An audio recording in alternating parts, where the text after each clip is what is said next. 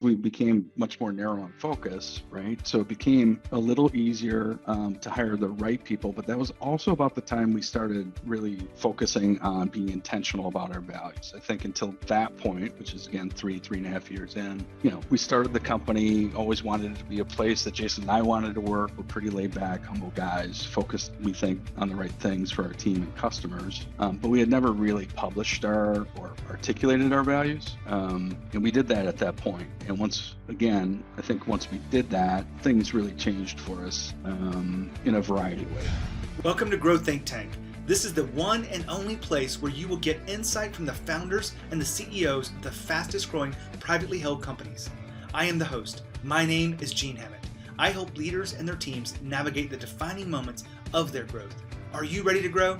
Another episode on values. Why do we have so many conversations around the values of an organization? It's very simple. Values drive growth. When you understand how to leverage the values, it will help you select the right people, onboard them, help you develop those people, and even exit them out the door a polite way that creates more benefit to the organization and to the individual than ever before. And that is the culture that you really want to be a part of. And those are the reasons why values are so important inside this. Oh, and by the way, it drives revenue, it drives profitability, it drives alignment, it drives customer satisfaction, it drives customer loyalty and employee loyalty. There's many other reasons and benefits behind values drive growth. But today in this episode, we have with us co-founder of Farwell. Farwell's a strategic company that does a lot of change management and process optimization. And we have with us Steve McQuin. Steve and I talk about how the company was started and how they were not very focused and how they had to get focused. And a part of that was really centering on the values of who they are and not who they hope to be, the aspirational values. So we answer the question inside this episode of which is the better version of your values. And I believe that it's a hard one to answer, but Steve gives you his perspective and you can learn from that today. This whole episode is centered around helping you become a stronger, better leader. Now, there's many aspects of that, and many times there's blind spots and things that get in the way of your own leadership, and I'm here to help you with that. If you want to game plan with me, you want to sit down and have a conversation where we really get to the heart of where you want to grow and what's getting in your way, then just go to genehammett.com, go to schedule your call, and I'd love to support you through that growth. That's all I'm asking for you to do is to check that out. If it's a fit for you and you think I can help you get really clear about who you are and where you're going, then just go to genehammett.com. Now here's the interview with Steve. Hey Steve, how are you? Hey, doing well, Gene. Excited to have you on the podcast. Yeah, well, I appreciate you taking the time and inviting me. I'm excited to be here. Well, you've made the Inc. list. We've already shared with our audience a little bit about you and what we talk about today, but I want you to tell us about the company. So tell us about Farwell. Yeah, you bet. So we started about 8 years ago. My business partner and I, he's the co-founder and CEO. I'm co-founder and president. I had worked for other regional consulting firms. We came up through tech. And 8 years ago,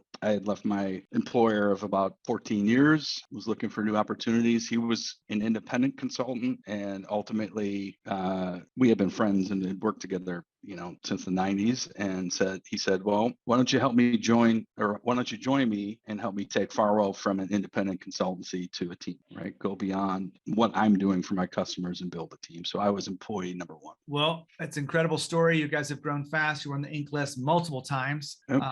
And we're going to talk about what does it take to get there. I know we've had some conversations with you and offline. My team's done some research around you and the company. What do you think it takes to create a fast growth company? Yeah, great question. I mean, it helped from our perspective, and my perspective, certainly, it helped to start with leaders that you have some trust in, right? So having one of your better friends be your partner to start the company on a handshake deal, have confidence in it, give yourselves a year, right? Hope that it all works out, right?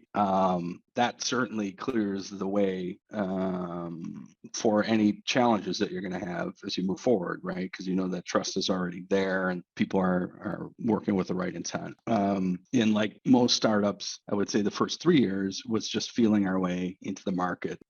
We had built some relationships from our previous clients. We would take meetings with anybody that would take meetings with us, right? Even though we didn't have a whole big story, we had our reputations and our prior relationships, right? We didn't have a big suite of services. We didn't have, we had Jason, right, to deliver. And so, but within the first 3 years, opportunities came with those meetings, and we were opportunistic and went after things. And I think what changed 3 years in, we didn't have sophisticated accounting systems, right? We didn't have visibility into our financials. Here we were going after all this business, and we kind of had a wake up call one day. Jason did his spreadsheet thing and was like, "Oh yeah, we need to stop doing a bunch of this stuff," right? So that's I guess that's the first point. Back to your question, is focus. Yeah, a lot of businesses get in and they're not quite sure what the model is and who they're going to serve and what services really become this. It'd be much easier if we knew those things in advance. But what I'm hearing from you is you spent 3 years really figuring out kind of where you fit, where you could provide value. And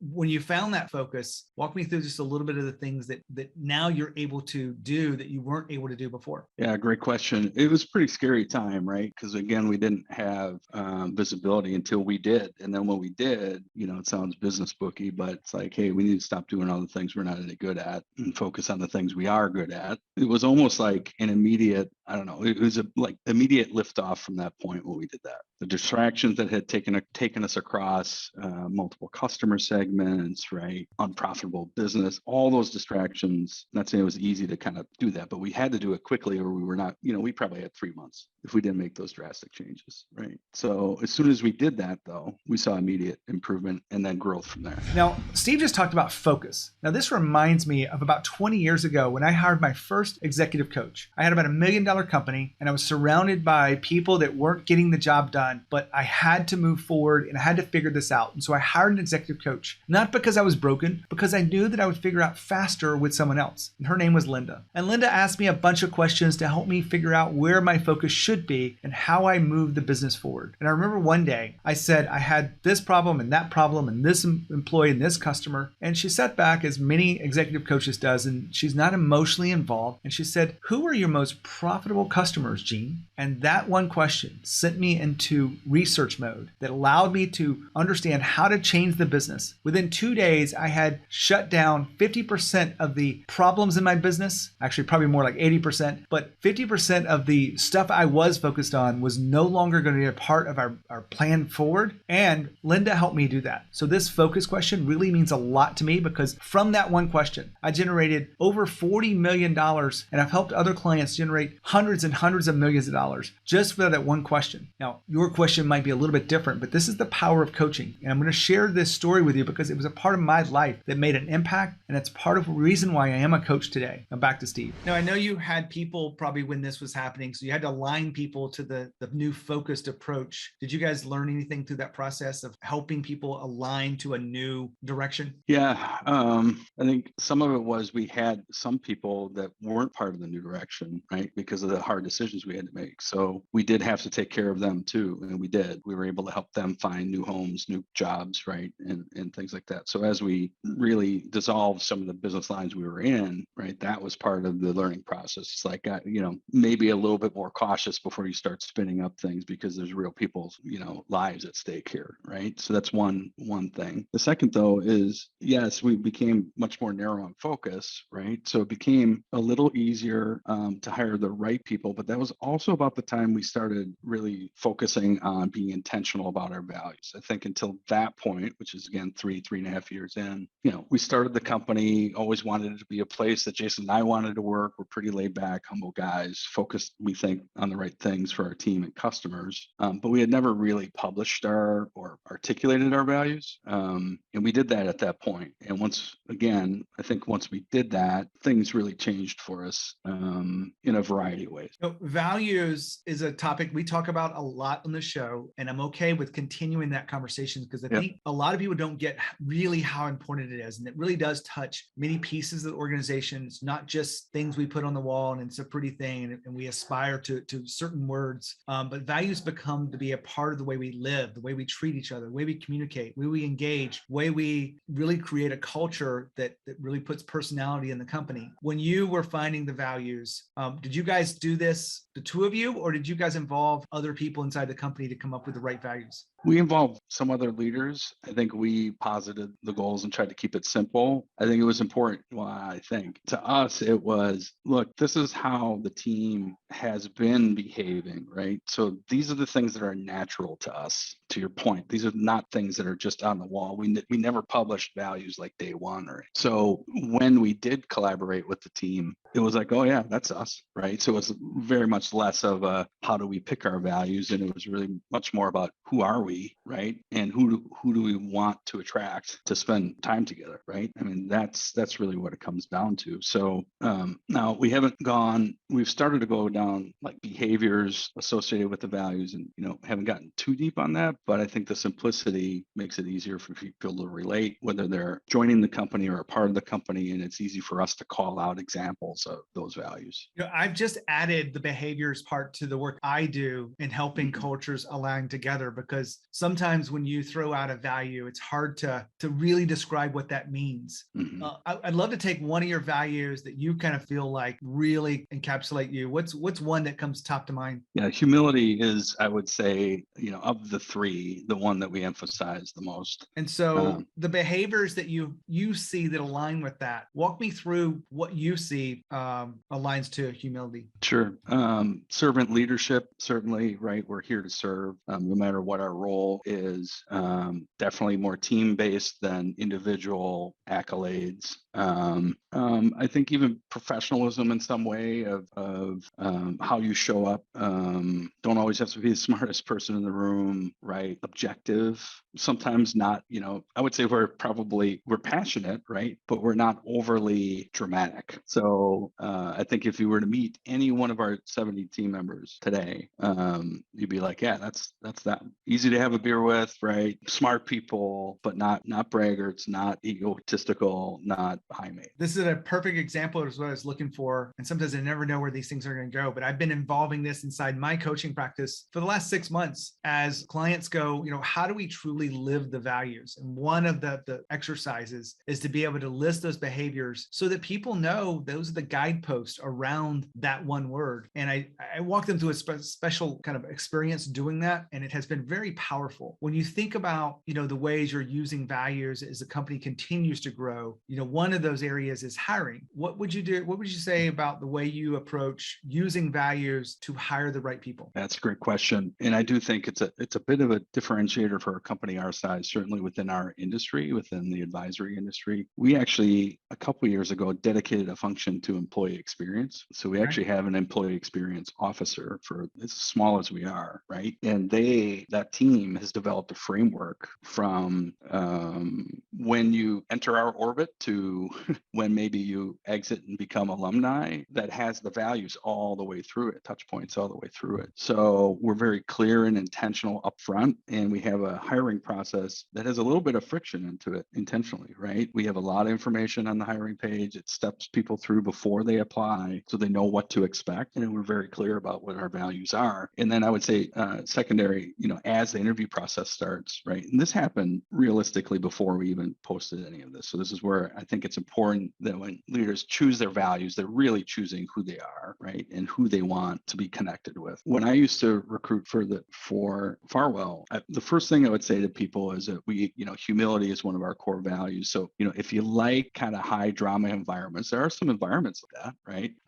Hyper competitive environments, right? Even within the team, I just said, this place is not going to be for you. It's not going to be a good fit, right? You're going to stand out in all the wrong ways, right? So let's just make sure. And then we always tell a story about it's amazing when you do that. You're very upfront, you'll get reactions you don't expect, like arguments over how can humility actually be a value, right? Like, what are you guys crazy? Humility shouldn't be a value, right? And I'm like, probably not the right place for you, right? If you can't make that connection, I get it. So, but yeah, I think it's super important to be just totally upfront from day one and then follow it all the way through and live it. So you said something really interesting there. I want to make sure we don't miss it. You mentioned the entry point of an employee, which everyone understands that. I'm sure there's a lot of steps along the way as they develop, but then you called them an alumni. And that might be something that you did by chance or intentional, but I feel like it's an intentional thing with you guys. guys. Well, tell me a little bit about what that means to you. Totally. It's actually part of our EX process. So even if they're not an employee, they're still connected with us. And I think that concept, when you work for Farwell, when you hire Farwell, right, when you interact or you partner with Farwell, you get the Farwell network. And that network doesn't go away based on some employment status or transaction, right? You're still part of the network, right? So we joke about, hey, you never really leave Farwell, right? So you might be getting another job, right, or a dream job, but you never really leave. So it's part of that and part of being connected to something bigger, wearing the jersey, we call it. And so, yeah, anyway, from a practical standpoint, the alumni connect with us in other ways. They continue to show up to some of our team events, right? They can participate in like really part-time stuff. So they might want a gig once a quarter. They might want to teach a class and have Farwell, have it be under the Farwell umbrella. So the brand continues to expand, even if they're not, full-time employee at Farwell. And it just shows, I mean, we are really, we care deeply about our team, and it doesn't matter if they're really here as an employee, I guess is the main thing. Steve, I haven't asked this question in a long time, and maybe I should get back to it because it's such a central part of my own research. And I call this the impossible question, and I have no idea what you would say, but as a leader of a fast growth company, what's more important, customers or your employees? Yeah, that is a great question. And it is one that we as leaders have actually put a flag in the ground on, and it is our employees. So, this came out of, I don't want to say this was just an idea, right? I remember attending a Vistage, I belong to Vistage, and a Vistage meeting with CEOs, and they were debating this, right? So they were debating, if we didn't have customers, we wouldn't have employees, right? Or our employees are our biggest asset, or yeah, but we're publicly traded, so we got to take care of our shareholders or our private money or whatever, right? So that was a fascinating debate to me because it shows how hard it is when you plant the flag in real life. I mean, you can say these things, right? You can say your employees are your most valuable asset. But to me, when it comes down to brass tacks, when we say we're an employee first company, that means when things get really, really tough, let's say somebody didn't perform at a big client, right? Or there was a mismatch at a big client. Maybe it wasn't our team members' performance problem per se, but it just didn't work out, right? That we're going to back our teammate short, if they are living our values. So that's where I go back to the value statement and being very clear. If they were operating outside our values, which are humility, collaboration, accountability, well, that's a different discussion, right? If you weren't if you were accountable for something, a deliverable, something the customer expected, and for not great reasons, you did not deliver on it, that's different. But otherwise, those people are still on the team, right? And when you're wearing the jersey, you're backing them. And that is not always easy. So you have to be intentional about what happens when things get difficult. And those decisions have to be made, customer, employees, shareholders. Now, Steve talked about employee first. I want to give you another perspective of this whole employee first concept. When you have a business and you bring on people and you invite them to join the mission with you, you want to make sure those people feel taken care of, feel connected. They're really growing. They're really a part of something special. Because if they're not, then they're going to give you a slice of who they are. They're going to give you what they can, what they feel justified to give you. But if you can put employees first in your organization, you figure out what that means for you, develop them, and really help them grow and include them and have a sense of transparency, have a mission that aligns everyone together. There's many elements to this employee first concept. You're going to have the benefits of more employee loyalty, more creativity, more innovation, and it will really help you grow the overall business and service the customers. There's many other benefits behind it, but I want to put that in a spotlight for you today because it really does help you understand the power of employee first companies. Back to Steve. I really appreciate you sharing the detail behind that because I think a lot of people misunderstand the question. And I've sat down and been called wrong before. I've had this debate with people that are very, very successful running publicly traded companies and say it's always got to be customer. And even when I go, well, let's back up here. The way the question is phrased is leaders put employees first with the hope that employees then can put customers first, as the company has to deliver value to the customers long term. And some people still go, nope, you're still wrong. But 94% of the people that I've asked this question for from the Inc. 5000, fast growth companies, under 300 employees, will go back to its employee first. And they can give me many different reasons. I appreciate you walking us through that. Steve, I want to give you one last question. We all have made some changes in the way we lead and how we engage with our teams. Can you look back on a moment when you had an inflection point as a leader and you decided to show up differently or do something differently that changed the way you lead? That is a good question. Maybe that's my impossible question. I think it's some self-awareness, I guess, right? I guess I can't answer this. So I have a very strong leader that reports to me that her name is Mel Gill, and she's awesome. And she's our customer experience officer. And I had this conversation with Mel recently and said, if you read my DISC profile, I am not a people leader, right? Never signed up for it.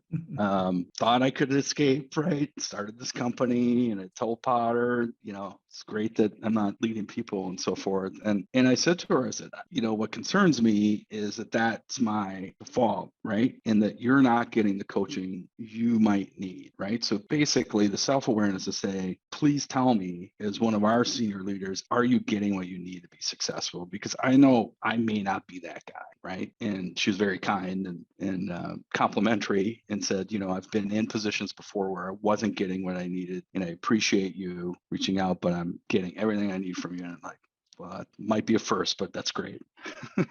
So that was one where I was concerned, I guess. So when you asked about a change, I thought I might need to make a change because I felt like I was not serving her in the way. And again, she was kind enough to be candid with me and also compliment me that, hey, that might not be on your DISC profile, but you're doing all right. Well, my hope is that you'll continue to evolve and hopefully see yourself as that people leader, because I think it's hard in today's world without having that inside of our tool bag to just listen and feel connected to people, no matter what level. It could be someone that you're managing to the side with your co-founder. It could be managing up as you have boards that get put in place, or you manage down the pyramid, if you will. Steve, I really appreciate you being here, sharing your wisdom here on the show. I really appreciate it. No, thank you, Gene. Really appreciate it. It was awesome. I typically do a little wrap up here. So if you're still tuning in, Steve's listening to us, but here's what I take away from this. You want to make sure that your company is getting to the place of focus as quickly as possible. I know it's difficult. I know it's hard because you're trying to get this idea off the ground, but focus is very important to this. I have a lot of clients who are in the 50 million that still struggle with, how do they focus from here? And if you miss these early foundational elements and see the benefit of it, it's hard to do it later down the road. But the real intention behind this episode was really talking about the values of the company and how important they are and how they become a piece of every selection or every part that you do, from employees that you hire, how you develop them, and how you exit them to alumni. Love this concept. I appreciate Steve sharing it with me. If you're curious about your own journey as a leader, make sure you check out the free content at genehammett.com. If you want a game plan where I can help you kind of identify what's missing and how you evolve and how you truly become a great leader, I get asked this all the time. I'd love to help you. It's absolutely free. Just go to genehammett.com and schedule a call with me. I'd love to talk to you about your leadership and what the next step is. I'm not going to pressure you. I'm not going to sell you a thing, but I'm going to serve you in the highest degree possible, because that's what I do and that's who I am. When you think of growth and you think of leadership, think of Growth Think Tank. As always, lead with courage. We'll see you next time.